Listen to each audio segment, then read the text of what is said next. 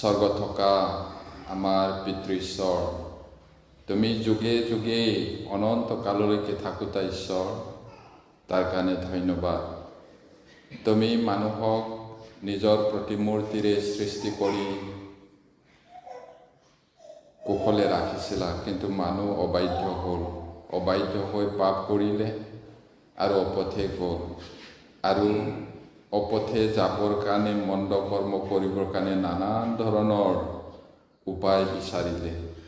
কিন্তু যুগে যুগে তুমি পৰিকল্পনা কৰি কালৰ শেষত তোমাৰ একমাত্ৰ পুত্ৰ প্ৰভু যীশুক আমাক পৃথিৱীৰ পাপিষ্ট মানুহবিলাকক উদ্ধাৰ কৰিবৰ কাৰণে তুমি পঠিয়াই দিলা।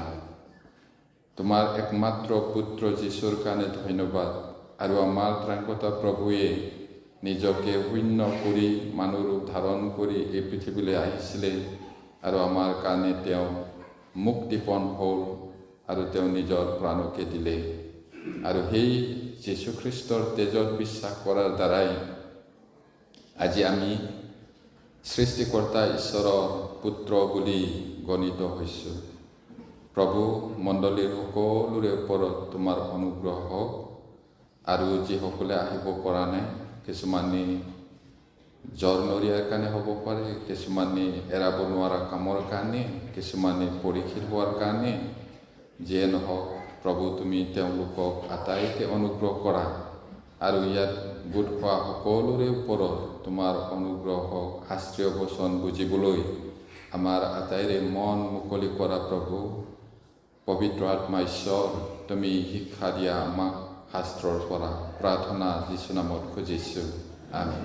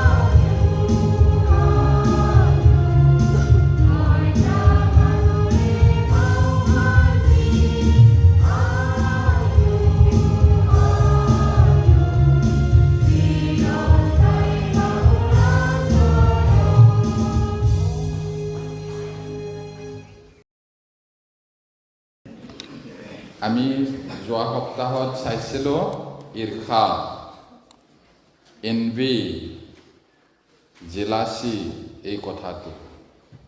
ঈৰ্ষা, তাৰ অনেক পইণ্ট আমি ষ্টাডি কৰিছিলোঁ।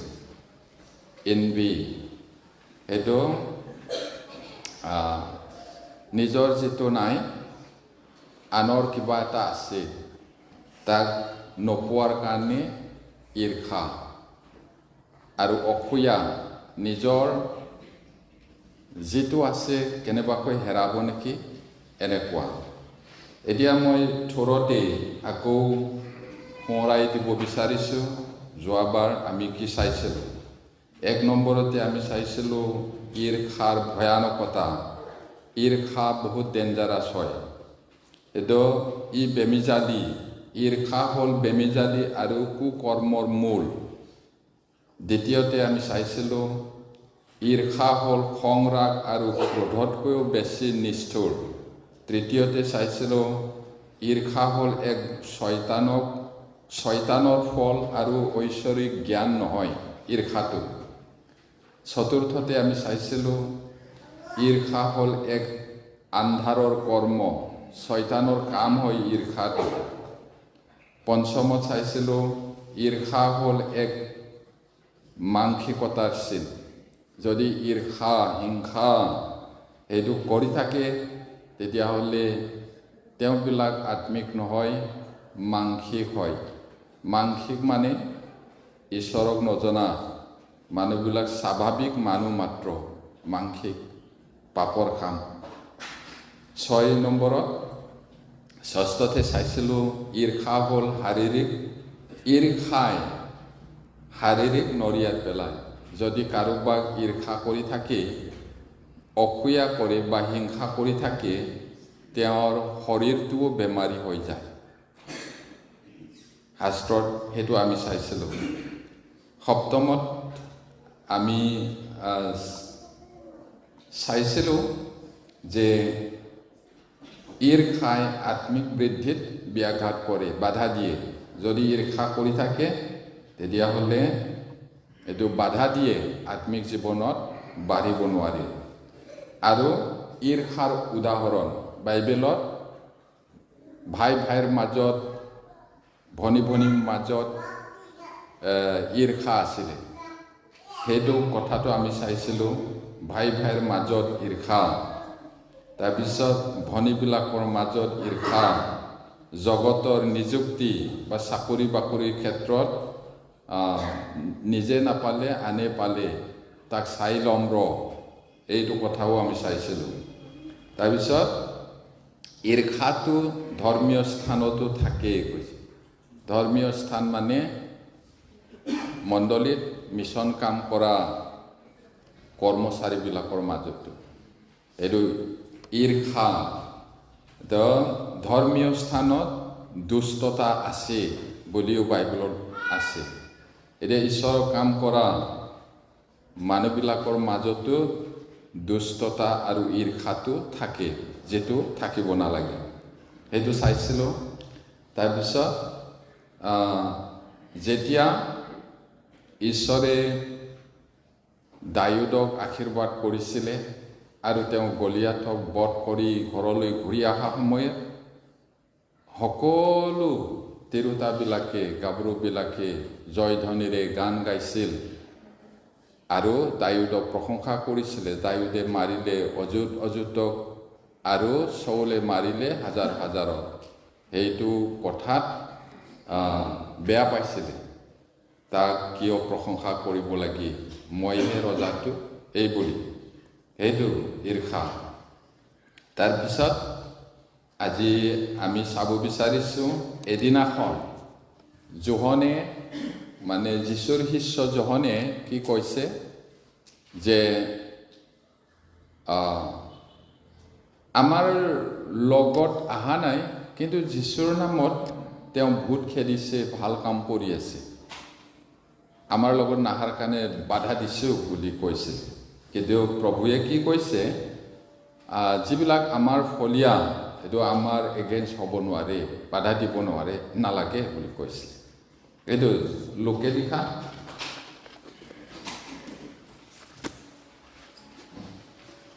ঈৰ্ষাৰ উদাহৰণটো চাইছোঁ আমি বাইবেলত। এইটো লোকে লিখা 9 অধ্যায় 39 পৰা 50, 49-50।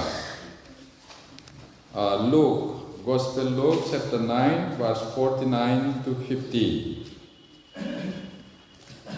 49 to 50 পঢ়ে।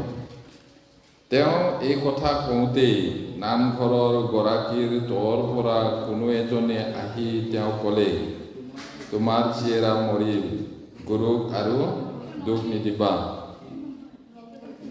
চৰি, মই ক'ব কৰিছোঁ নেকি? চৰি, দে পঢ়িম। পাছে জোহনে মাত লগাই ক'লে, হে নাথ, আমি এজনক আপোনাৰ নামেৰে ভূতবোৰক খেদোৱা দেখিলোঁ, কিন্তু তেওঁ আমাৰ লগত আপোনাৰ পাছে পাছে নহা আমি তেওঁ নিষেধ কৰিলোঁ। তাতে যীশুৱে তেওঁ ক'লে, তেওঁক নিষেধ নকৰিবা, কিয়নো যিজন তোমালোকৰ বিপক্ষ নহয় তেওঁ তোমালোকৰ সপক্ষ। ধন্যবাদ। এতিয়া জোহনে প্ৰভু যীশুক কৈছিলে, হে নাথ, প্ৰভু, আমি এজনক আপোনাৰ নামেৰে ভূতবিলাকক খেদোৱা দেখিলোঁ, কিন্তু তেওঁ মাতিছিলে, বলা আমাৰ লগত, কিন্তু সেই মানুহজনে তেওঁলোকৰ লগত যাবলৈ মন নকৰিলে।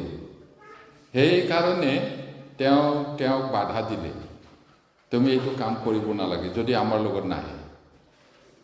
সেইটো প্ৰভুৰ ফলীয়া হৈ সেই মানুহজনক ঈৰ্ষা কৰি কথাটো কৈছিলে, কিন্তু প্ৰভুৱে কি ক'লে, চাবাইছ, তুমি ভাল কাম কৰিলা বুলিতো কোৱা নাই, তেনে নকৰিবা বুলিহে কৈছে। তাতে যীশুৱে তেওঁ ক'লে, বাধা নিদিবা, কিয়নো যিজন তোমালোকৰ ছাইডত আছে সেইটো এগেইনষ্ট হ'ব নোৱাৰে, বেগাৰ, সেইকাৰণে বাধা নিদিবা বুলি কৈছে। এতিয়া যীশুৰ ওপৰত প্ৰধান পুৰোহিতসকলৰ ঈৰ্ষা, যেতিয়া অনেক মানুহে যীশুৰ পাছে পাছে গৈছিলে, তেওঁলোকে ঈৰ্ষা কৰিলে বুলি কৈছে। কিয়?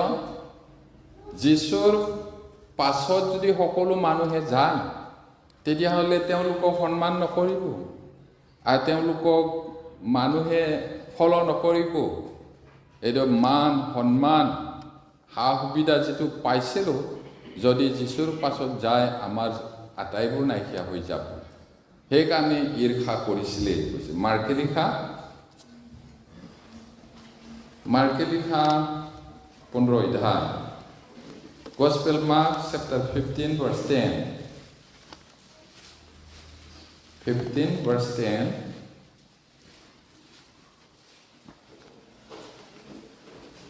পঢ়িম সকলোৱে। কিয়নো প্ৰধান পুৰোহিতসকলে অসূয়াৰে তেওঁক সোধাই দিছিল বুলি তেওঁ জানিবলৈ পাইছিল। তেওঁক যদি মাৰি নেপেলাওঁ, তেওঁক যদি ধ্বংস নকৰোঁ, আমাৰ সকলো মান সন্মানটো নাইকিয়া হৈ যাব। এইটো সদায় তেওঁলোকৰ মনত আছিল, সেই ধৰ্মগুৰুবিলাক, সেই লিডাৰবিলাক। সেইকাৰণে সেই ঈৰ্ষা, অসূয়া তেওঁলোকৰ যিটো আছিলে সেইটো হেৰাই যাব বুলি ভয়তে যীশুক সোধাই দিছিলে। এতিয়া পৌলৰ ওপৰত বা পৌলৰ ওচৰত যিহুদীসকলে, মানে বাকী যিহুদীবিলাকে ঈশ্বৰৰ কথাটো, শুভবাৰ্তাটো মন দি শুনি আছিলে। সেইটো কাৰণে তাতো কি কৰিলে, যদি তেওঁৰ কথা শুনে আৰু ধৰ্মধামৰ মানুহবিলাক যদি সকলো তেওঁৰ লগত যায়, আমাৰ কি হ'ব? এই ঈৰ্ষাৰে তেওঁলোকেও পৌলক তাৰণা কৰিছিল, ঈৰ্ষা কৰিছিল। এতিয়া পাচনি কৰ্ম Acts chapter 13. Acts chapter 13 verse 44-45. Acts chapter 13 44-45. পাচনি কৰ্ম 13 অধ্যায় 44-45 পদ পঢ়িম। পাছৰ বিশ্ৰামবাৰত নগৰৰ প্ৰায় সকলো মানুহে ঈশ্বৰৰ বাক্য শুনিবলৈ গোট খালে। কিন্তু যিহুদীবিলাকে লোকসমূহক দেখি ঈৰ্ষাৰে পূৰ হৈ নিন্দা কৰি কৰি পৌলে কোৱা কথা নুই কৰিলে। চাওক, কথাটো হয়তো নহয়, কথাটো বেয়া, সেইটো কাৰণে শুনিব নালাগে বুলি কোৱা নাই সিহঁতে। কি আছে ইয়াত? ঈৰ্ষা। একেবাৰে যিহুদীসকলৰ যিটো পৰম্পৰা, উদং পৰম্পৰা, সেইটো আঙুলিয়াই দিছিলে। তেওঁলোকে মানুহৰ কথাটোকে ঈশ্বৰৰ কথা বুলি শিকাইছিলে আৰু বিধানত যিটো নাই তেনেকুৱা অনেক নিয়ম বিধান বা আইন বনাই পিনি জাপি দিছিলে। সেইবোৰ আঙুলিয়াই দিওঁতে তেওঁলোকে জামুৰ খাই উঠিছিলে, ঈৰ্ষাৰে পূৰ হৈছিলে বুলি কৈছিল। এতিয়া বিশ্ৰামবাৰে মানে শনিবাৰে, দেওবাৰটো বিশ্ৰামবাৰ নহয়, সম্পূৰ্ণ বেলেগ, এইটো মনত ৰাখিব লাগিব। বহুত মানুহে কয় বিশ্ৰামবাৰ বুলি, বিশ্ৰামবাৰ নহয়, সপ্তাহৰ প্ৰথম দিন আমাৰ প্ৰভু যীশুৱে সেই দেওবাৰৰ ৰাতিপুৱাতে মৰাৰ পৰা জি উঠিছিল আৰু সেইদৰে শিষ্যবিলাকে গোট খাইছে আৰু আজিলৈকে প্ৰভুৰ দিন ইয়াত গোট খোৱা কাৰণ। এতিয়া ইয়াতে বিশ্ৰামবাৰত মানে শনিবাৰত তেওঁ নামঘৰে সোমাই পিনি শুভবাৰ্তাটো প্ৰচাৰ কৰিছিলে। বেলেগ দিনত টাইম নাই, সেইকাৰণে সেইদিনাখন মানুহবিলাকে জমা হয় তাতে সোমাই পিনি তেওঁ শুভবাৰ্তাটো প্ৰচাৰ কৰে। প্ৰায় সকলো মানুহ কৈছে, এটা নগৰৰ সকলো মানুহে ঈশ্বৰৰ বাক্য শুনিবৰ কাৰণে গোট খালে কৈছে। ইমান জাকে জাকে তেওঁৰ কথা শুনিবলৈ যাওঁতে সেই ধৰ্মধামৰ গুৰুবিলাকৰ এইটো চিনাগগ কৈছে, ইংলিছত চিনাগগ, তাতে থকাটো ৰাব্বাই, আমি যে পাওঁ ৰব্বী বুলি অসমীয়াত কৈ যে ৰাব্বাই, এইবিলাকে ঈৰ্ষা কৰিলে পৌলৰ ওপৰত। বাপৰে বাপ, তাৰ কথা শুনিবলৈ গোটেই নগৰৰ মানুহটো ওলাই গ'ল। যদি আটাইবোৰে তেওঁৰ পাছত যায় আমাৰ কি হ'ব? ঈৰ্ষা। এইটো এতিয়া কিন্তু যিহুদীবিলাকে লোকসমূহক দেখি, মানে সেই মানুহবিলাকক দেখি ঈৰ্ষাৰে পূৰ হৈ, ঈৰ্ষাটো ইমানেই হ'ল মানে পুৰা ভৰ্তি হ'ল কৈছে। তাৰপিছত নিন্দা কৰি এবাৰ মাত্ৰ কোৱা নাই, নিন্দা কৰিছে। সেই মানুহে প্ৰচাৰ কৰা কথাটো মিছা, আমাৰ ঈশ্বৰ জিহুৱা, একমাত্ৰ জিহুৱা, হে ইছৰাইল বুলি সকলোৰে মুখস্থ আছে। কথা ক'ব পৰাৰ লগে লগে মুখস্থ কৰে। কোনটো বাইবেল পঢ়? দ্বিতীয় বিৱৰণ 6 অধ্যায় 4 পদটো মুখস্থ আছে। হে ইছৰাইল, আমাৰ ঈশ্বৰ জিহুৱা একমাত্ৰ ঈশ্বৰ। এই কথাটো কৈ পিনি উচতাই দিলে, নুশুনিবা নহয় সেইটো বুলি। কিন্তু তাৰ ভিতৰত কাৰণটো কি হয়? ঈৰ্ষা। তেওঁৰ লগত তেওঁৰ কথাটো যদি মানে, তেওঁৰ ফলীয়া হৈ যদি যায়, খ্ৰীষ্টিয়ান যদি হয়, তেতিয়াহ'লে আমাক কোনে সন্মান কৰিব? আমাৰ একো নাথাকিব দেখোন। এইটো ঈৰ্ষা। ঈৰ্ষাৰে পূৰ কৰি পাচনি পৌলে কোৱা ঈশ্বৰৰ কথাটো নহয় বুলি ক'ব ধৰিলে, নিন্দা কৰিলে। এতিয়া আমি এতিয়াৰ পৰা আকৌ চাব বিচাৰিছোঁ ঈৰ্ষাৰ কাৰণসমূহ। ৰিজন অফ এনভি, কাৰণটো কি কাৰণে? 1 নম্বৰত যদি চাওঁ, ঈশ্বৰে যোগান ধৰা আৰু ভগাই দিয়াটো অসন্তুষ্ট হোৱা। ঈশ্বৰে যোগান দিয়ে, ঈশ্বৰে ভগাই দিয়ে, তাত অসন্তুষ্ট। আপোনাৰো ঈৰ্ষা আছে নেকি অন্তৰত? সিহঁতৰহে কেলে হ'ব লাগে, মোৰ কেলে নহয়? তাৰ আছে, মোৰ কেলে নাই? হয় নেকি? এদিন এজন মানুহে তেওঁৰ ভাৰ্যাই সন্তান প্ৰসৱ কৰিছে। তাৰপিছত ভাৰ্যাৰ পৰিয়ালে সৰু কুকুৰা দিছে। সেইটো খালে স্বাস্থ্যটো ভাল হ'ব আৰু সন্তানৰ কাৰণে গাখীৰ উৎপাদন হ'ব। সেই পৰিয়ালে আজি এটা মাৰিছে, 2-3 মাহৰ পিছত আকৌ এটা মাৰিছে, এনেকৈ খাইছে। চুবুৰীয়াই সোধে সেই মানুহজন, আজি কি আঞ্জা খালে বা কি তৰকাৰী খালে? কুকুৰা মাংস আৰু কিবা এটা এনেকুৱা কৈ দিয়ে আৰু 2 দিন মানৰ পিছত আকৌ সুধিছে কিহেৰে খালে কুকুৰা আৰু তেনেকুৱা সি কেইবাদিন সোধাৰ পিছত খং উঠিলে কেলে সদায় সদায় মুৰ্গী মাংস খাব বুলি কাৰণটো কি বুলি ভাবে সঁচা ঘটনা মই বনাই কোৱা নাই ঈৰ্ষা নহয় জানো আমি খোৱা নাই তুমি কেলে খাই থাকিবা ঈশ্বৰে দিছে খাইছে তাতে হিংসা কৰিবলৈ কি আছে ঈৰ্ষা কৰিবলৈ নাই নহয় ঈশ্বৰে দিছে খাইছে তাত ঈৰ্ষা কৰিবলৈ নাই কিন্তু সেই মানুহজন সঁচাকৈয়ে তেনেকৈ কৰিছে এতিয়া যোগান ধৰা ভগাই দিয়া সন্তুষ্ট নোহোৱাৰ কাৰণেও ঈৰ্ষা কৰে সকলো মানুহক সকলো সমান দিয়া নাই ঈশ্বৰে যাক যিমান দিব লাগে সিমান দিয়ে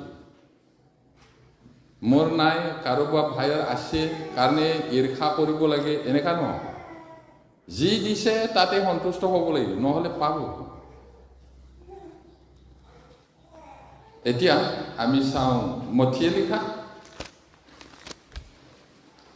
Matthew chapter 20 verse 11 মথি 20 অধ্যায় 11 পৰা 15 পদ তাতে আমি দেখিবলৈ পাম মথিয়ে লিখা 20 অধ্যায় 11 পদৰ পৰা 15 পদ পঢ়িম তাকে পাই সিহঁতে গৃহস্থৰ সহিতে বোলোমাত কৰি ক'লে এই শেষৰবোৰে এঘণ্টা মাথোন কাম কৰিলে তথাপি ৰ'দৰ তাপ আৰু দিনটোৰ ভাৰ সহন কৰা যি আমি আমাৰে সৈতে সিহঁতক সমান কৰিলে কিন্তু তেওঁ উত্তৰ দি সিহঁতৰ এটা ক'লে বোপা মই তোৰ একো অন্যায় কৰা নাই তই মোৰ লগত এক আধুনিকৈ বন্দবস্ত কৰা নাইনে তোৰ যিখিনি তই লৈ যা এই শেষৰটোক তোৰ সমানে দিবলৈ মোৰ ইচ্ছা মোৰ নিজৰ বস্তুৰে নিজৰ ইচ্ছামতে কৰিব নাপাওঁনে নাইবা মই হিতকাৰী দেখি তোৰ চকু পুৰিছেনে চকু পুৰা বুলিও কয় নহয় জানো মোৰ ভালটো দেখি তোৰ চকু পুৰিছে বুলি কাজিয়া কৰিলে শুনিবলৈ পাম এৰ ঘটনাটো কি এইটো প্ৰভু যীশুৱে কৈছিলে এই কথাটো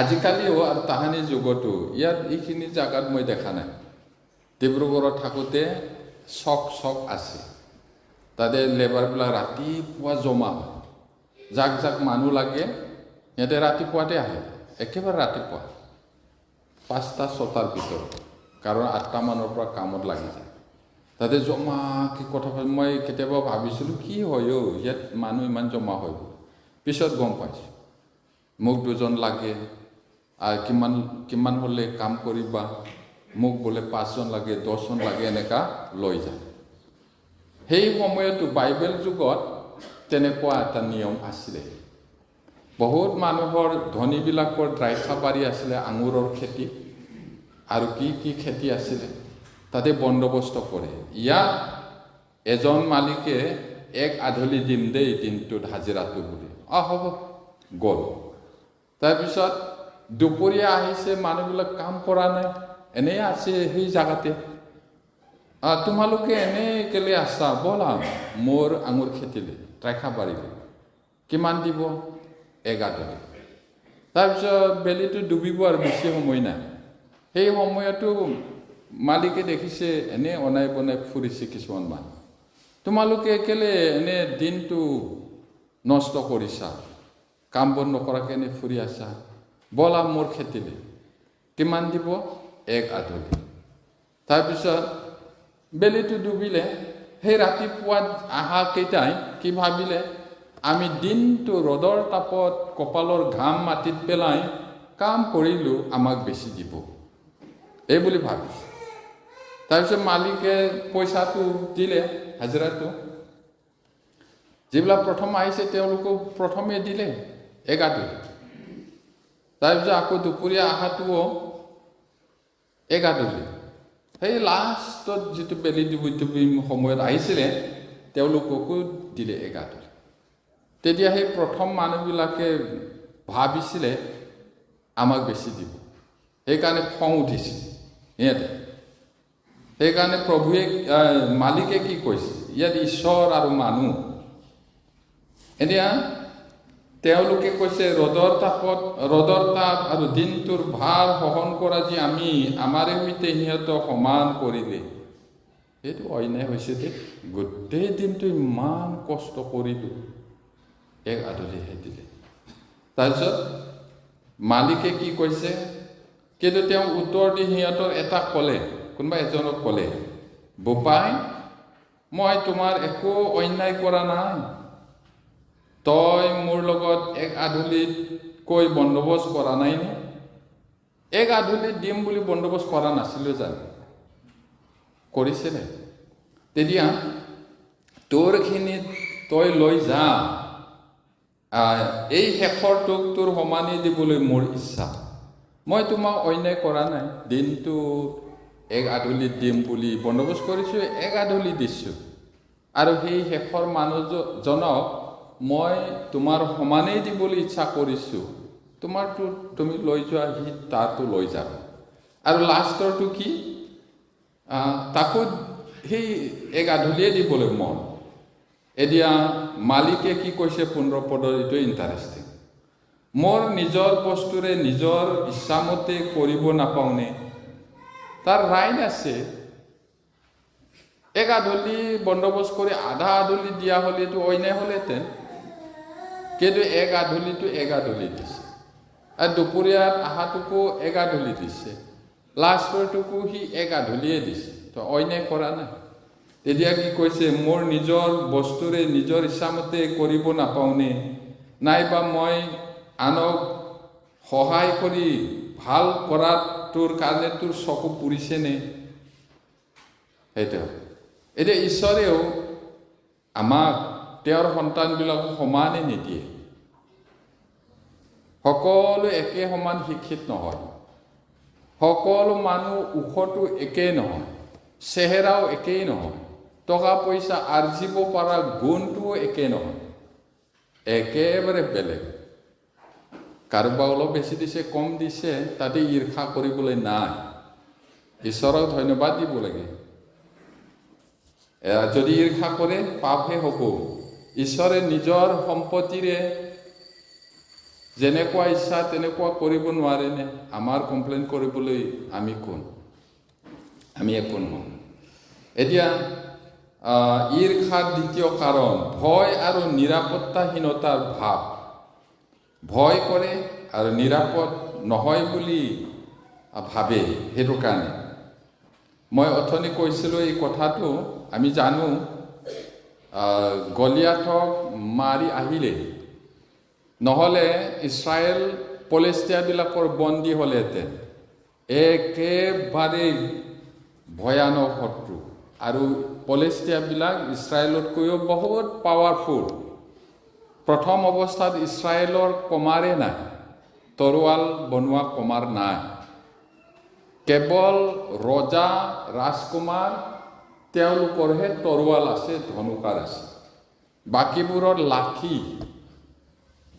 টাঙোন তেনেকৈ যুদ্ধ কৰিব লগা হৈছিলে। কিন্তু পলেষ্টিয়াবিলাকৰ লোহাৰ ৰথ আছে, তৰোৱাল আছে, জাঠি আছে, ধনুকাৰ আছে। সেইকাৰণে অতিশয় ভয়ত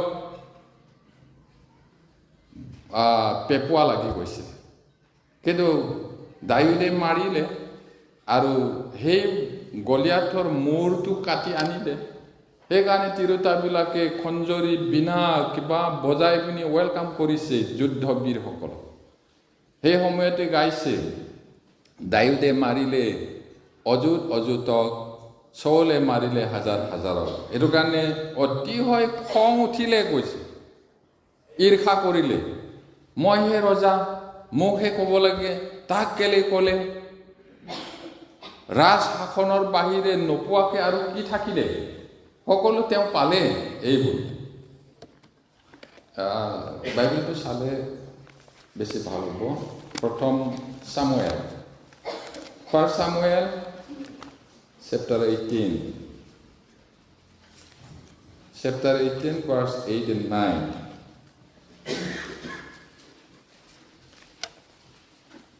পঢ়িম সকলে। তাতে চাউলে অতিশয় ক্ৰুদ্ধ হৈ বিশেষকৈ সেই ভাইকত অসন্তোষ পাই ক'লে, সিহঁতে দায়ুদক অযুতক মোক হ'লে হাজাৰ হাজাৰক জয় কৰা বুলি ক'লে, ইয়াতে ৰাজত্বৰ বাহিৰে সি নোপোৱাকৈ আৰু কি থাকিল? সেই দিনৰে পৰা চাউলে দায়ুদক কটাক্ষেৰে চালে। একচুৱেলি তেওঁ ঈশ্বৰক ধন্যবাদ দিব লাগিছিলে আৰু দায়ুদৰ ওচৰত কৃতজ্ঞ হ'ব লাগিছিলে। বোপাই, তুমিয়ে ৰাজ্য আৰু মোক উদ্ধাৰ কৰিলা, ঈশ্বৰ ধন্যবাদ বুলি ক'ব লাগিছিলে। কিন্তু সি ৰজা হ'ব এদিন, মই নাইকিয়া হৈ যাম, কি হ'ব? এই নিৰাপত্তাহীন আৰু সেইটোৰ কাৰণে ঈৰ্ষা কৰিলে। আৰু এনেকুৱা উদাহৰণটো আছে। এতিয়া আপোনাৰো হয় নেকি কেতিয়াবা? তাক ইমান ভাল ভাল কৈছে, চাবাইছ কৈছে, মোক হ'লে একো নকয়, দিনটো কাম কৰি আছো মই মণ্ডলীৰ কাৰণে বুলি। হ'ব পাৰে, ভয় নকৰিব। আপোনাক কোনেও লক্ষ্য নকৰিলেও, আপোনাক ভাল বা বেয়া একো নকলেও ঈশ্বৰ আছে। মানুহৰ পৰা আশা নকৰিব। মানুহে আজি প্ৰশংসা কৰি কালি আকৌ বেয়া পাব পাৰে, কিন্তু ঈশ্বৰে হ'লে সদায় মৰম কৰে, সেইটো মনত ৰাখিব। এতিয়া John, Gospel John chapter 12 verse 19. John 12:19 পদ। জোহন 12:19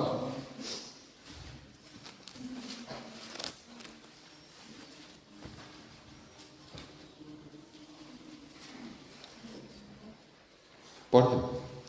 তাতে ফৰিচীবিলাকে ইজনে সিজনে কোৱাকৈ কৰিলে, বোলে দেখিছা তোমালোকৰ শ্ৰম একো নফলিয়াই, চোৱা জগতখনেই তেওঁৰ পাছত গ'ল।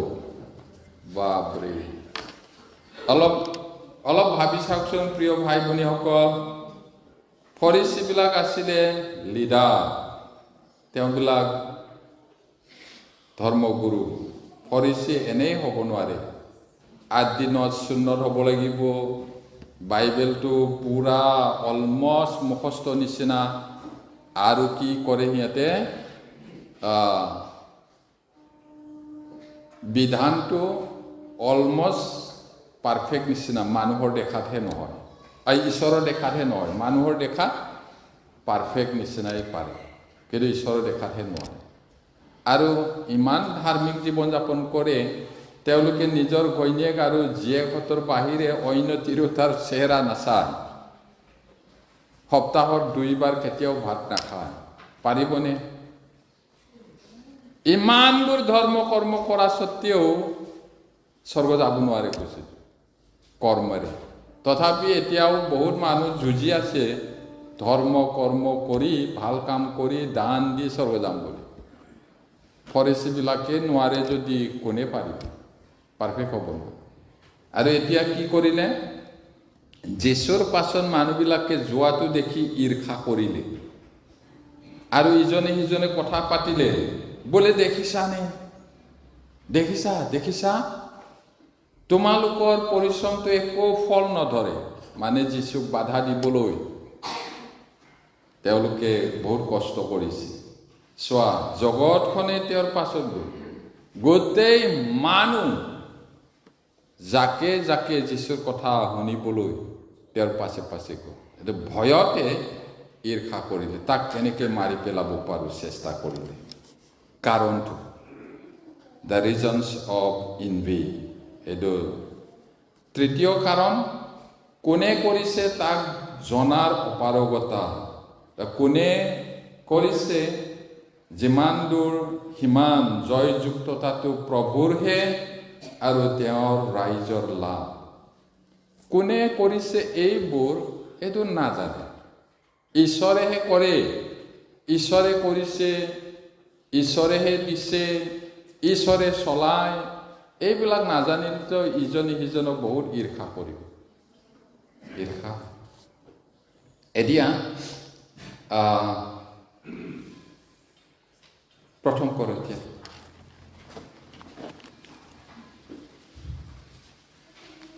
প্ৰথম কৰিন্থিয়া 3 অধ্যায়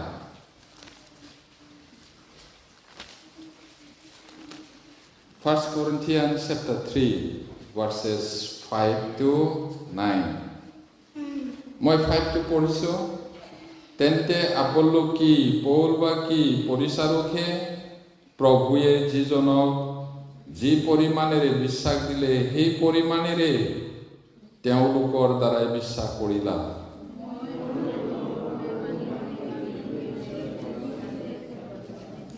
এতেকে ৰুওঁতাজন একো নহয় আৰু পানী দিওঁতাজনো একো নহয়, কিন্তু বৃদ্ধিকৰ্তা ঈশ্বৰহে হাত।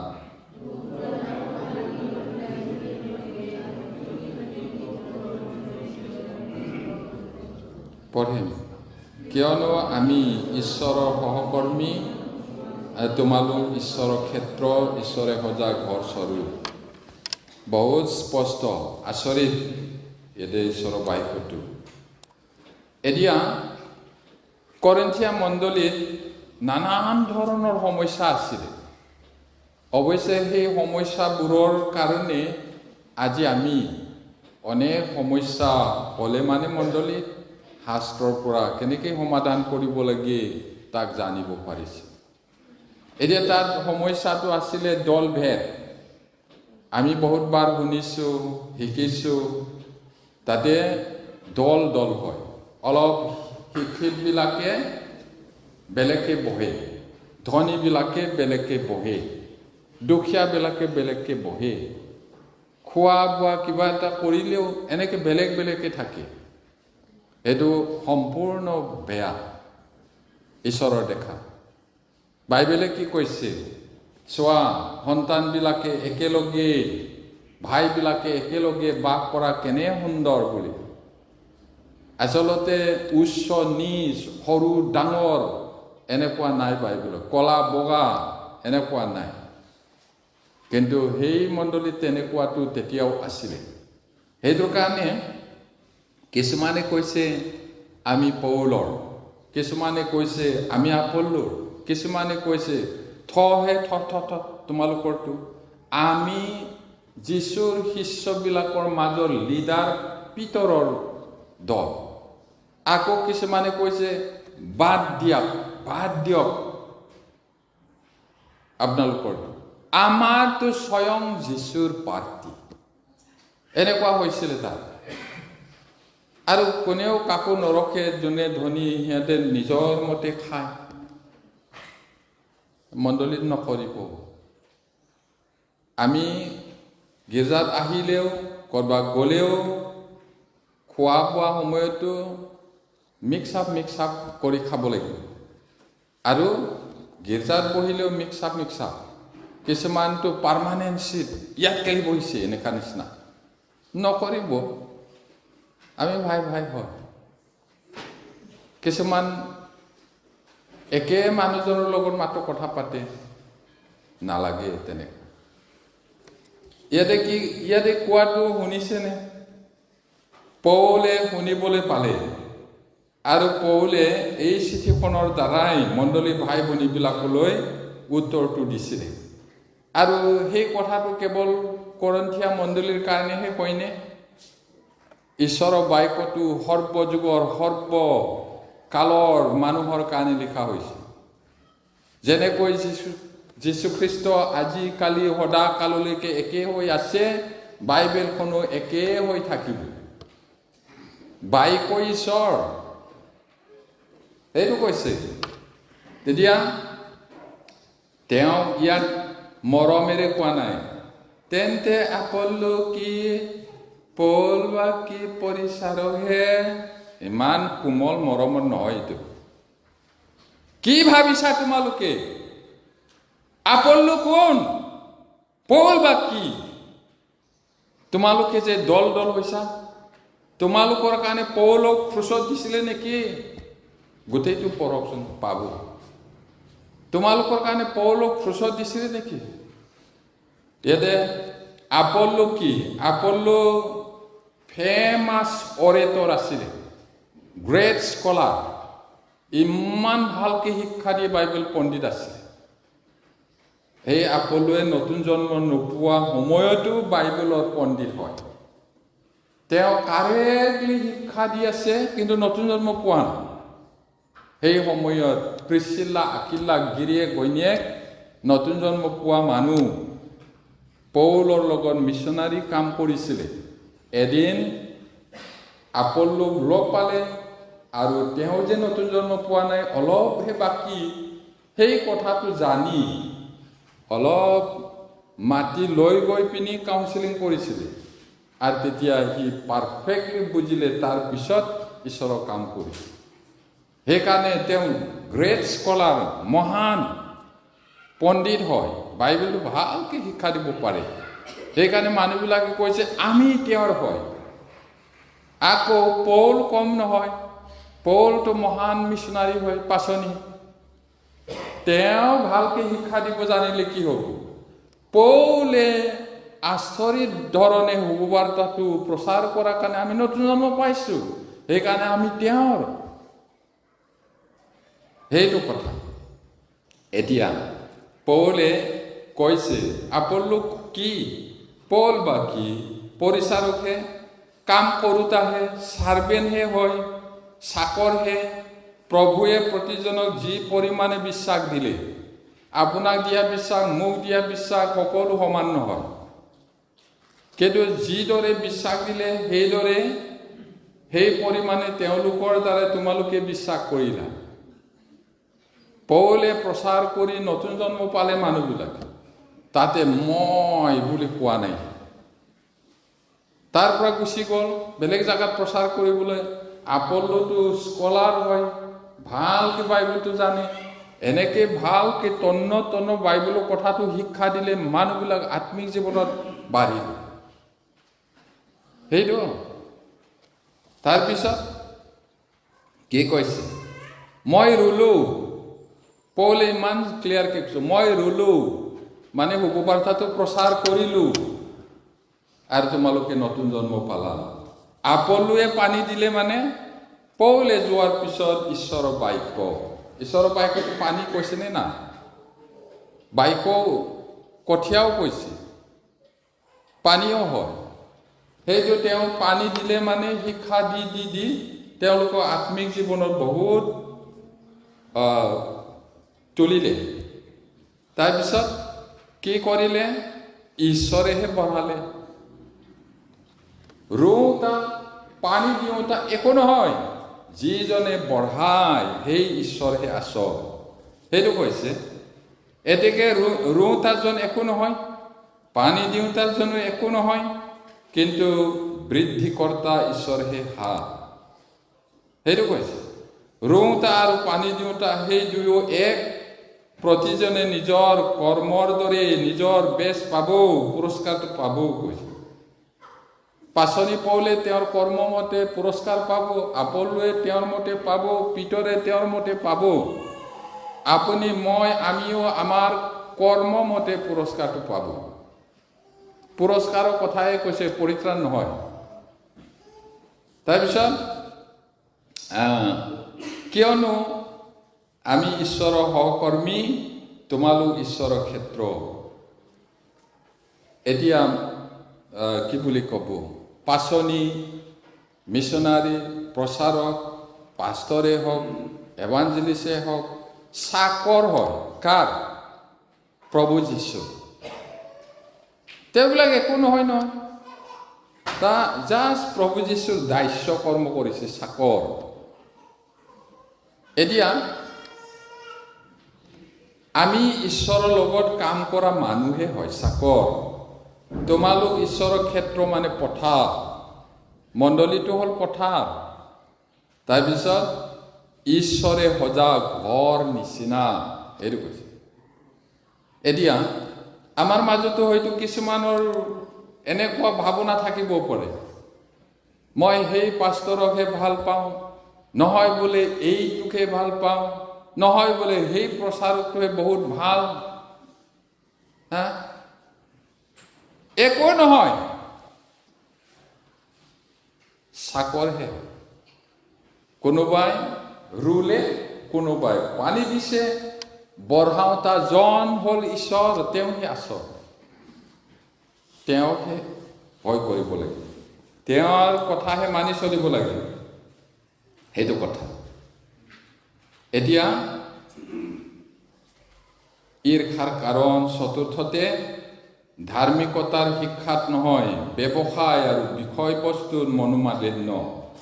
ধাৰ্মিকতাৰ বিষয়ত নহয়, কিন্তু কিবা ব্যৱসায় বিষয়বস্তুতহে কিবা মনটো নিমিলা হয়, ঈৰ্ষা হয়, এইটো কৈছে।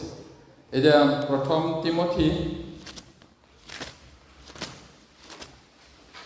1 Timothy chapter 6 verse 3 and 4. প্ৰথম তিমথী 6 অধ্যায় 3-4 পদ।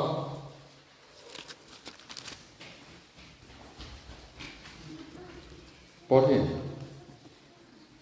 কোনোৱে যদি বিভিন্ন শিক্ষা দিয়ে আৰু নিৰাময় বাক্যত, অৰ্থাৎ আমাৰ প্ৰভু যীশু খ্ৰীষ্টৰ বাক্যত আৰু ভক্তিৰ অনুৰূপ শিক্ষাত মান্তি নহয়, তেন্তে তেওঁ অহংকাৰ ৰূপ ধোঁৱা কোৱা লগা। তেওঁ একোকে নাজানে, কিন্তু বাদ বিচাৰ আৰু বাকযুদ্ধৰ ৰোগত ৰোগগ্ৰস্ত হ'ল। কোনোবাই যদি বেলেগ বেলেগ শিক্ষা দিয়ে, শাস্ত্ৰমতে নহয়, আৰু যিটো নিৰাময় ভাল বাক্যত, অৰ্থাৎ আমাৰ প্ৰভু যীশু খ্ৰীষ্টৰ বাক্যত আৰু ভক্তিৰ অনুৰূপ শিক্ষাত মান্তি নহয়, কিছুমান ওলাইছে আজিকালি।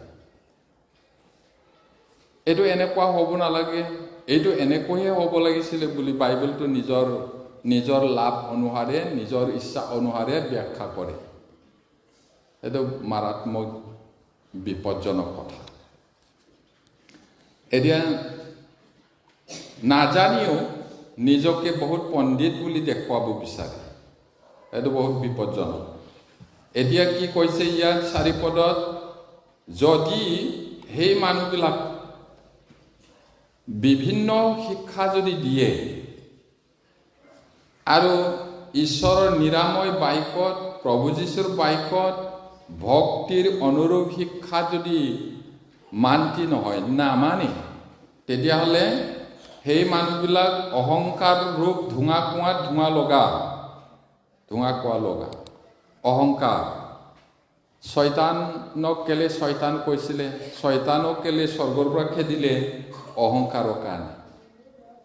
আৰু যদি ঈশ্বৰৰ বাক্যত, নিৰাময় বাক্যত ভাল শিক্ষা যদি নাথাকে, মানিবলৈ পালন কৰিবলৈ ইচ্ছা নকৰে, তেতিয়াহ'লে অহংকাৰৰ ধোঁৱাটো পুৰা লাগি গ'ল কৈছে এই মানুহজন। আকৌ এইটো নাভাবিব, ক'ত ইয়াত দেখোন ধোঁৱাই নাই। মিছলীয়াবিলাকৰ জিভাটো বহুত মিঠা, লিপ কৰি, আৰু ইমান কোমল হ'ব, মাখনতকৈও কোমল, আৰু ইমান পিছল খাব, তেলতকৈও তেলেতীয়া। আয়ৈ দেখি মানুহজন ঈশ্বৰৰ মানুহ বুলি, আপোনাৰ একোৱে নাই হ'লেও দুটামান কণীহে পাৰিছে চৰাইয়ে, একেবাৰে ধাম ধুম অমলেট বনাই, গাখীৰো নাই, গাখীৰ আনি চাহ বনাই ভালকৈ খুৱাই পঠাব। ঈশ্বৰে আশীৰ্বাদ কৰক বুলি যাব। শয়তানক শয়তান বুলি দেখি নাপায়, মিছলীয়া বুলি দেখি নাপায়, অহংকাৰেৰে ধোঁৱা কোৱা লগা মানুহটোক চিনি নাপায়। সঁচা কথা কোৱা মানুহটোৰ কথাটো হ'লে একদম গাত লাগি যায়। এনেকৈ খাৰাং খাচ কথা কৈ থাকে, যিটো মই ভাল নাপাওঁ তাকেই কয়। দিম যা চাহ, এনেকুৱাও মনত আহিব পাৰে সঁচা কথা কোৱা মানুহবিলাকক। একেবাৰে তেলীয়া কথা উলিয়াব আপোনাৰ পৰা। যেনিবা বহুত মৰমৰহে কৈছে, যেনিবা আপোনাক ইমান মৰম কৰে, শান্তিৰ কথা ক'ব, কিন্তু লাহে লাহে খিৰাই কথাটো এনেকা কাৰোবাক ঈৰ্ষা কৰি থৈছে তাৰ এগেইনষ্টত কেনেকৈ কথা উলিয়াম এইটোহে আপোনাৰ পৰা উলিয়াম আপুনি গমেই নাপায় ইমান ভাল মানুহ সাপে কেনেকৈ ঠগিছিলে হাৱা বাস্তৱিকে সঁচা সঁচিকে এই বাৰীৰ ফলবোৰ খাবলৈ দিছেনে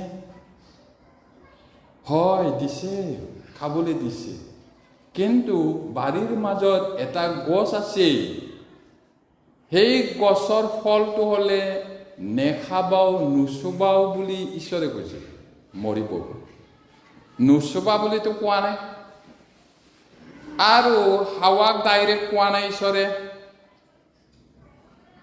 কাক কৈছিলে আদমহে কৈছিলে হাৱা নাছিলেই আদমক কোৱা হাৱা নাই নহয় তাৰপিছত হাৱাক কৈ দিলে আদমে এইটো খাব নাপায়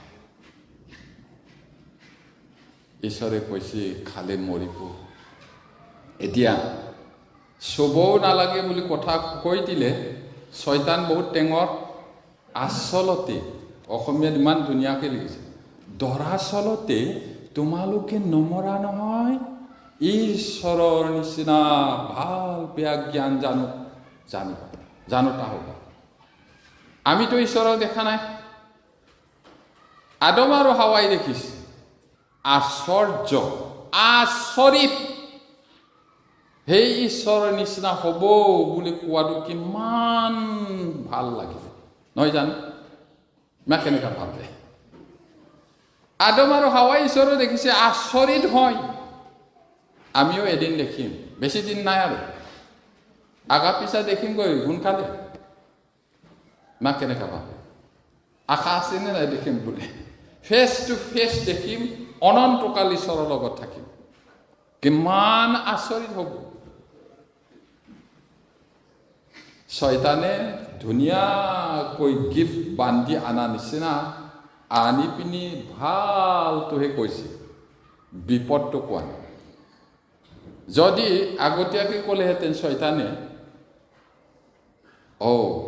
এইটো কোৱা মানুহটো কেঁচুৱা জন্ম দিওঁতে চিঙৰ বাখৰ কান্দিব লাগিব অতিশয় বেদনা হ'ব বুলি কৈছে ঈশ্বৰে আৰু তোমালোকে কাপোৰ পিন্ধা নাই বুলি ডাঙৰ বুলি গম পাব তাৰপিছত ডিমৰু পাতটো কাপোৰ বনাই পিন্ধিব এইটো শুকাই যাব ডেইলি বনাই থাকিব লাগিব বুলি ক'লে তাৰপিছত লাজ অপমান বেমাৰ আজাৰ আহিব আৰু শৰীৰত এদিন মৰিব তাৰপিছত অনন্ত নৰকত যাব বুলি ধুনীয়াকৈ খুলি পিনি হাৰ্দিকেইটা দেখুওৱা হ'লে খালেহেঁতেন জানো নাখায় নাখাব সেই মিছলীয়াবিলাকো আমাৰ ভিতৰৰ পৰাও ওলাব পাৰে ক'ব নোৱাৰো একেবাৰে ধুনীয়া ধুনীয়া ধুনীয়া ধুনীয়া কথাবোৰ দল ভেদ কৰিব পাৰে আপোনাৰ অন্তৰটো এনেকৈ গলাই দিব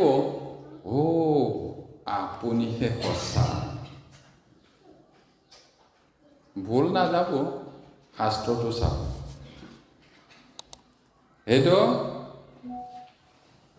কি বুলি কৈছে আমি যিটো পঢ়িলোঁ অহংকাৰ ৰূপ ধোঁঙা কোঁৱা লগা তেওঁ একোকেই নাজানে চাওক কিন্তু বাদ বিচাৰ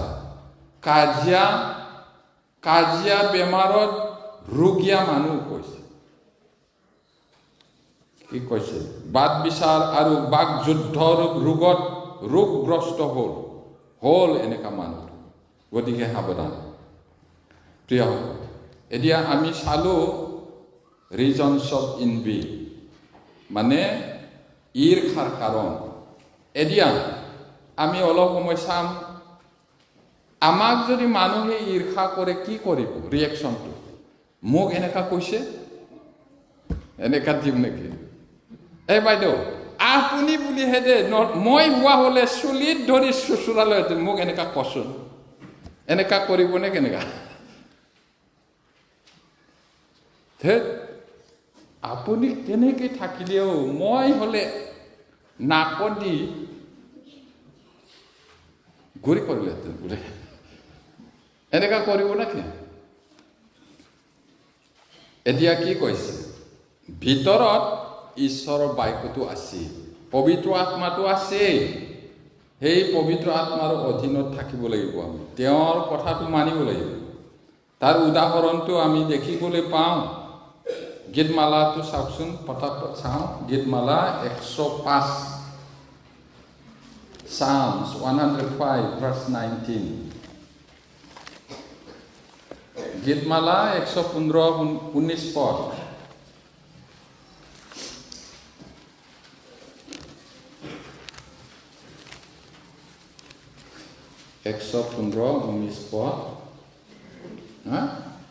Sorry, 105, 105:19।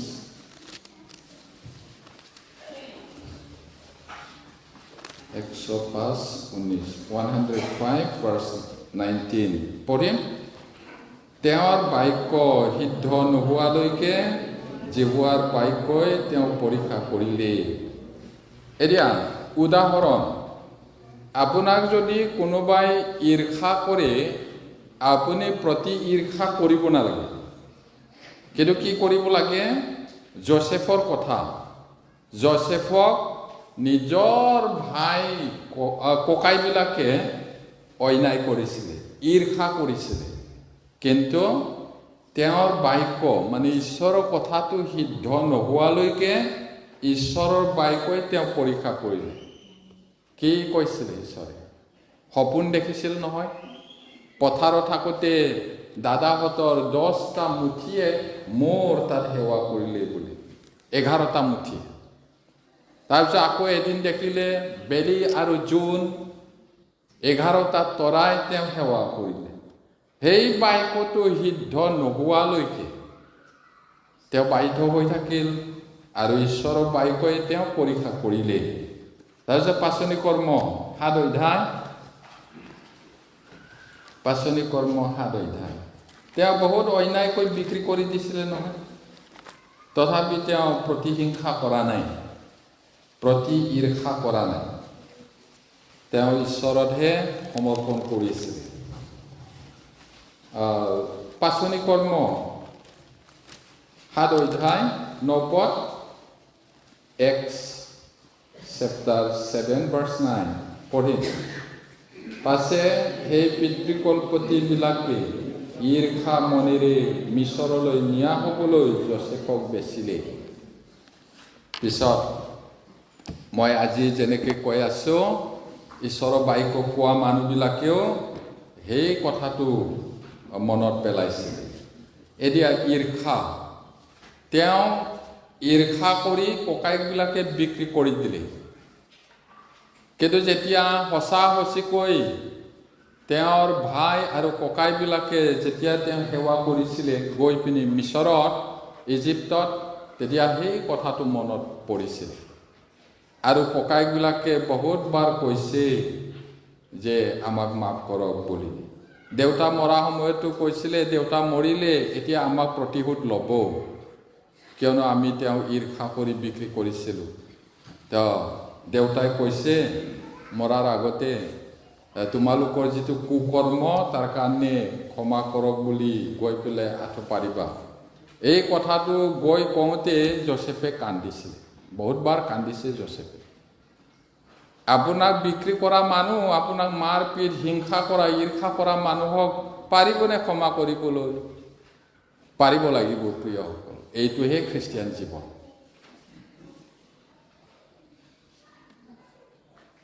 এতিয়াও বহুত ডেঞ্জাৰ স্বভাৱটো আছে নেকি? চলি টানা টানি একেবাৰে আনক ঈৰ্ষা কৰে, আনৰ খোৱাটো চাব নোৱাৰে,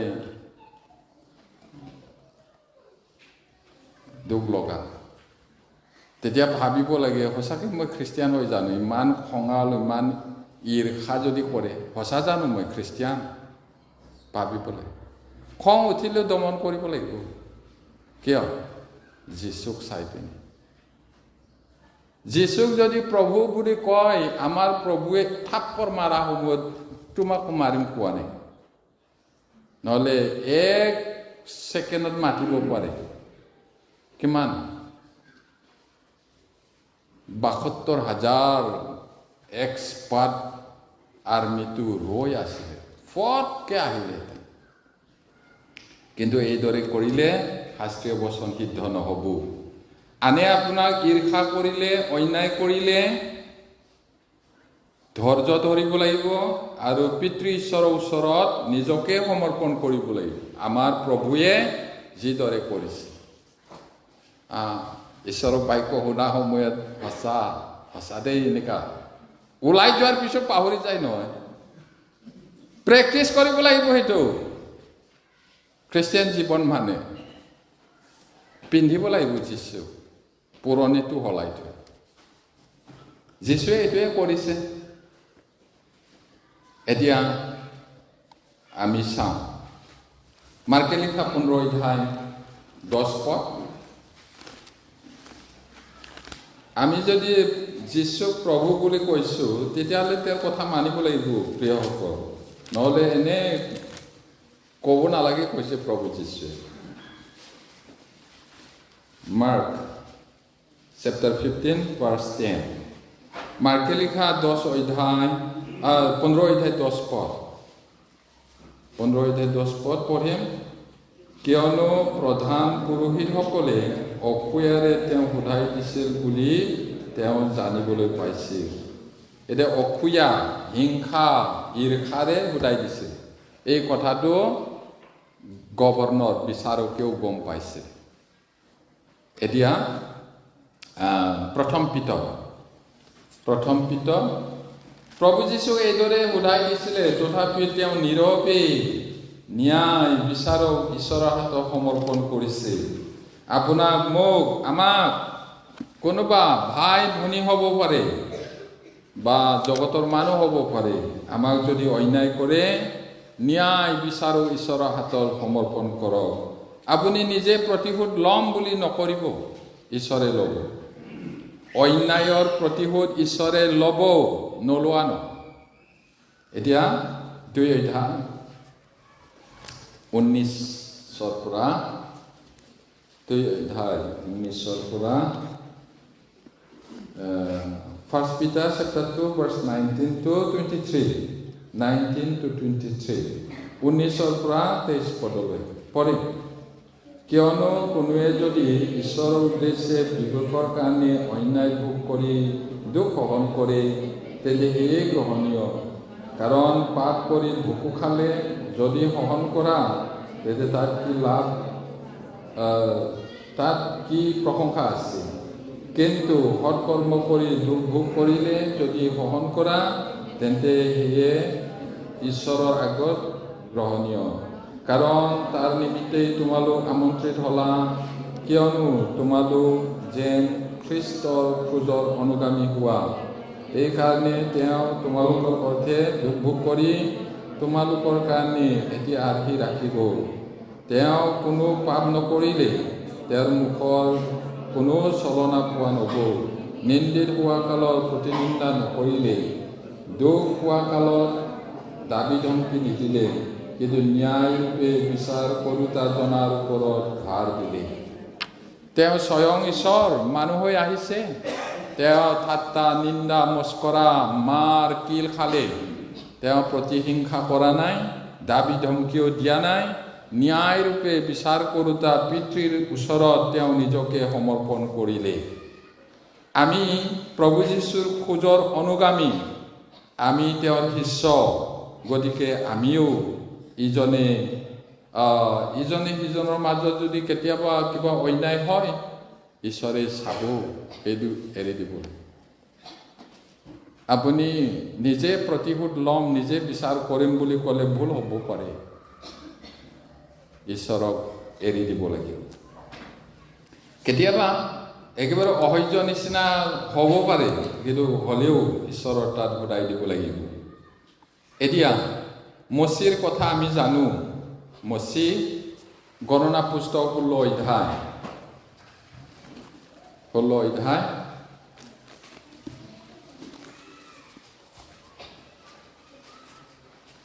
গণনা পুস্তক 16 অধ্যায়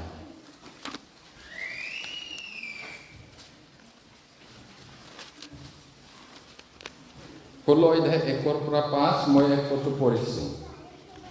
পাছে লেবীৰ পৰিণাতি কহাতৰ নাতিয়েক যিশ্বহৰৰ পুতেক কুৰ আৰু ৰুবেনৰ সন্তানবিলাকৰ মাজৰ এই ইলিয়াবৰ পুতেক দাথন আৰু অবিৰাম আৰু পেলতৰ পুতেক উনে।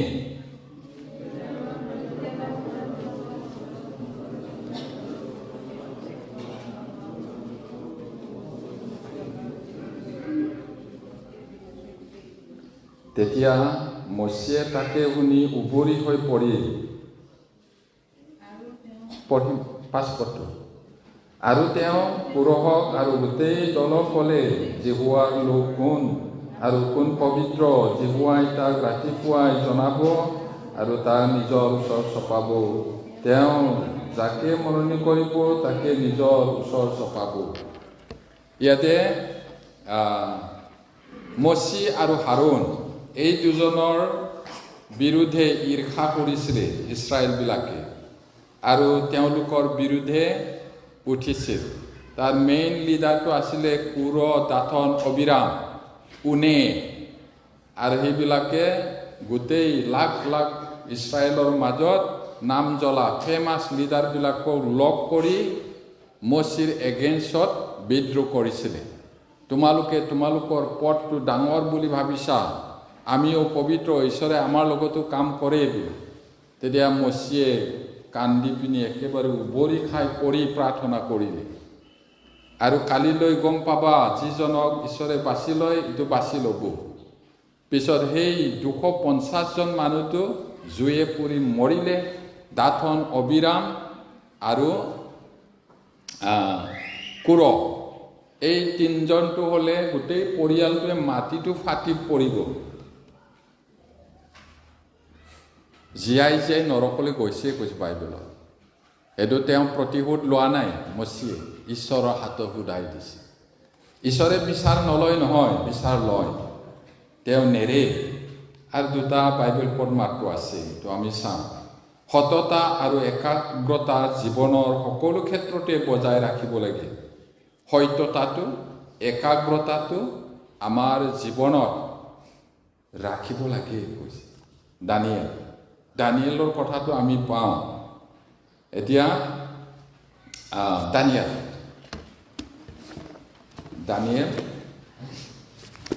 দানিয়েললৈ যাম। দানিয়েল 6 অধ্যায়।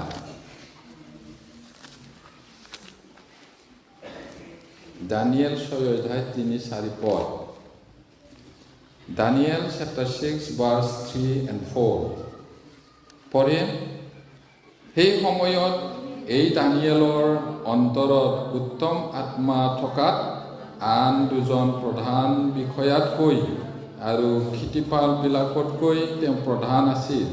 এই নিমিত্তে ৰজাই তেওঁ সমুদায় ৰাজ্যৰ ওপৰত নিযুক্ত কৰিবলৈ মন কৰিলে। তাতে আন 2জন প্ৰধান বিষয়া আৰু ক্ষিতিপালবিলাকে ৰাজকাৰ্যৰ বিষয়ে দানিয়েলৰ অহিতে ছিদ্ৰ বিচাৰিলে, কিন্তু কোনো ছিদ্ৰ কি দুখ পাব নোৱাৰিলে, কিয়নো তেওঁ বিশ্বাসী আছিল। তেওঁ কোনো ভুল বা দুখ পোৱা নগ'ল। এতিয়া সেই গভৰ্ণৰবিলাকৰ মাজত তেওঁ প্ৰধান আছিলে আৰু ৰজাই তেওঁক ভাল পাইছিলে, কাৰণ তেওঁ বিশ্বাসী মানুহ আছিলে। সততা, একাগ্ৰতাটো তেওঁ জীৱনত ৰাখিছিলে আৰু সেইকাৰণে তেওঁৰ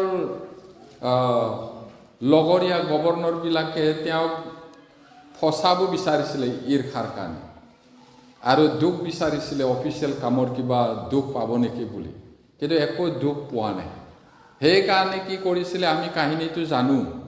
ৰজাৰ ওচৰলৈ গৈ পেলাই তেওঁলোকে কৈছে এটা আইন বনাওক আৰু সেই মতে ৰজাৰ বাহিৰে কোনো দেৱতা, কোনো ঈশ্বৰক 1 মাহ প্ৰাৰ্থনা কৰিব নোৱাৰিব, সেৱা কৰিব নোৱাৰিব। আৰু যিজনে কৰে সেই মানুহজনক সিংহৰ গঁড়ালত পেলাই দিয়া হ'ব। তেতিয়া ৰজাই গম পোৱা নাই সিহঁতে দানিয়েলক ঈৰ্ষা কৰি মাৰি পেলাবৰ কাৰণেহে এই কনস্পিৰেচিটো কৰিছে বুলি, ষড়যন্ত্ৰটো কৰিছে বুলি। সেইকাৰণে কি কৰিলে, সেই আইনত চহী মাৰিলে আঙঠাটোৱে চাইন মাৰা, চাইনেট ৰিং এইটো মাৰি দিলে। তাৰপিছত দানিয়েল গৈ পেলাই সেই কথাটো শুনি গৈ জেৰুচালেম ফালে খিৰিকীটো খুলি প্ৰাৰ্থনা কৰিলে। কাৰণ সেই গভৰ্ণৰ লগৰীয়াবিলাকে জানে তেওঁ জীৱনত নেৰে প্ৰাৰ্থনা কৰাটো, দিনত 3 বাৰ প্ৰাৰ্থনা কৰে, ৰাতিপুৱা, দুপৰীয়া, গধূলি। তাৰপিছত সিহঁতে গৈ পেলাই ৰজাক কৈ দিলে, আপুনি জানো আইন বনোৱা নাছিলে?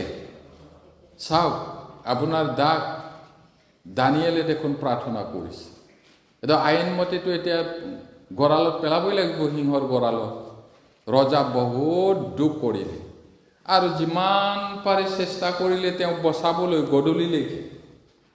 কিন্তু পাৰ্চিয়ান, এতিয়া ইৰাক কোৱাটো ইৰাণ, তেতিয়া পাৰ্চিয়া বুলি কয়। পাৰ্চিয়ান ল মতে একবাৰ ৰজাই চহী মাৰিলে, চিল মাৰিলে, ৰজা নিজেও না কৰিব নোৱাৰে, কেঞ্চেল কৰিব নোৱাৰে।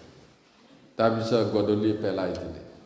সেই ৰাতি গোটেই ৰাতিটো মিউজিকো শুনা নাই, ভাতো খোৱা নাই, হোৱাও নাই ৰজাই। তাৰপিছত ৰাতিপুৱা দুকমুকালিতে গঁড়ালত গৈ চিঞৰিছে ৰজাই, হে দানিয়েল, যি ঈশ্বৰক তুমি সেৱা কৰা সেই ঈশ্বৰে তোমাক সিংহৰ মুখৰ পৰা উদ্ধাৰ কৰিলেনে? তাৰপিছত লং লিভ মাই কিং, হে মহাৰাজ চিৰজীৱী হওক, ঈশ্বৰে নিজৰ দূত পঠাই সিংহৰ মুখ বন্ধ কৰিলে। তাৰপিছত অৰ্ডাৰ দিলে মিলিটাৰীবিলাকক, বেগাই দানিয়েলক গঁড়ালৰ পৰা উলিয়াই দিয়ে। তাৰপিছত দানিয়েল নিৰাপদে আহিল, একো হানি কৰা নাই। এতিয়াতো ৰজাই জানে সেই বাকী গভৰ্ণৰবিলাকে ঈৰ্ষা কৰি, হিংসা কৰিহে তাক কৰিছিলে। এতিয়া গোটেইটোকে অৰ্ডাৰ দিলে, আনি গঁড়ালত পেলাই। এতিয়া এই গভৰ্ণৰবিলাকেহে কৰিছিলে, কিন্তু গোটেই পৰিয়ালটোকে গঁড়ালত সোমাবলৈয়ে পোৱা নাই, কৈছে সিংহবিলাকে খাল। ইয়াত ঈৰ্ষাটো কিমান ডেঞ্জাৰাছ হয় চাব বাইবেলত। ঈৰ্ষাৰ পৰাই হিংসা কৰি মানুহ বধ কৰিব। আৰু ঈৰ্ষা কৰি তেওঁবিলাকে দানিয়েলক ধ্বংস কৰিব পাৰিম বুলি ভাবিছিলে, তেওঁলোকৰ লগতে বংশটো ধ্বংস হৈ গ'ল। চাওক কিমান ভয় লগা, নহয়নে? এতিয়া আমি কথাটো শুনিলোঁ, কি কৰিব লাগে? ঈৰ্ষাটো বিপদজনক। ঈৰ্ষা মন আহিলে আমি কৰিব নালাগে। ঈশ্বৰে যি দিছে তাতে সন্তুষ্ট হ'ব লাগে। আৰু আপোনাক যেতিয়া মানুহে হিংসা কৰিব, ঈৰ্ষা কৰিব, আপোনাৰ বিৰুদ্ধে অনেক দুখ খুচৰিব, কিন্তু যদি আপুনি সত্যতা আৰু একাগ্ৰতাত থাকে, ঈশ্বৰে বচাব আৰু আপোনাক ঈশ্বৰে উদ্ধাৰ কৰিব। আৰু আপোনাক ধ্বংস কৰিব বিচৰাবিলাকে ধ্বংস হৈ যাব, আশীৰ্বাদ নাপাব। এতিয়া কি বুলি ক'ব, ৰাজকীয় বিধান বুলি কয়, ৰয়েল ল, এইটো বাইবেলত, এইটো বাইবেল পঢ়টো পঢ়িম। 1 Corinthians chapter 13। আমি ঈশ্বৰৰ বাক্যটো শুনিলোঁ ঈৰ্ষাৰ বিষয়ে, আৰু কোনোবাই যদি আমাক ঈৰ্ষা কৰে, আমি জোচেফৰ দৰে, পৌলৰ দৰে, মচিৰ দৰে, আমাৰ প্ৰভু যীশুৰ দৰে ন্যায় বিচাৰক ঈশ্বৰৰ ওচৰত সমৰ্পণ কৰিব লাগিব। 1 Corinthians 13 অধ্যায় 4 পদ। 13 অধ্যায় 4 পদ পঢ়িম।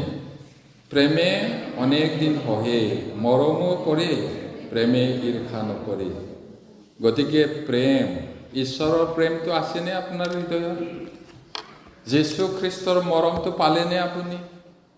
যদি পাইছে, সেই প্ৰেমে কি কৰে কৈছে, অনেক দিন সহ্য কৰে, আৰু সেই প্ৰেমে মৰম কৰে, আৰু সেই খ্ৰীষ্টৰ পৰা পোৱা প্ৰেমে ঈৰ্ষা নকৰে। ঈশ্বৰে আশীৰ্বাদ কৰক, প্ৰাৰ্থনা কৰোঁ। স্বৰ্গত থকা মহান পিতৃ ঈশ্বৰ, ঈৰ্ষাৰ বিষয়ে আমি চালোঁ। ঈৰ্ষা অতিশয় বিপদজনক, আৰু কোনোবাই যদি আমাক ঈৰ্ষা কৰে আমি কিদৰে ৰিয়েকশ্যন কৰিব লাগে তাকো পালোঁ। আমি দেখিবলৈ পাইছোঁ যোচেফক তেওঁৰ ককায়েকবিলাকে ঈৰ্ষা কৰিছিল, কিন্তু তেওঁৰ প্ৰতি ঈৰ্ষা নকৰিলে, ঈশ্বৰৰ হাতত উধাই দিলে। আমাৰ প্ৰভু যীশু নিজৰ লোক যিহুদীবিলাকে, ধৰ্মগুৰুবিলাকে ঈৰ্ষা কৰিছিল, কিন্তু তেওঁ ন্যায় বিচাৰক ঈশ্বৰৰ হাতত সমৰ্পণ কৰিলে। মচীৰ কথা আমি পালোঁ। প্ৰভু প্ৰেমে অনেক দিন সহে, মৰমো কৰে, প্ৰেমে ঈৰ্ষা নকৰে। হে ঈশ্বৰ, আমাকো তুমি সহায় কৰা। প্ৰাৰ্থনা যীশু নামত খুজিছোঁ। আমেন।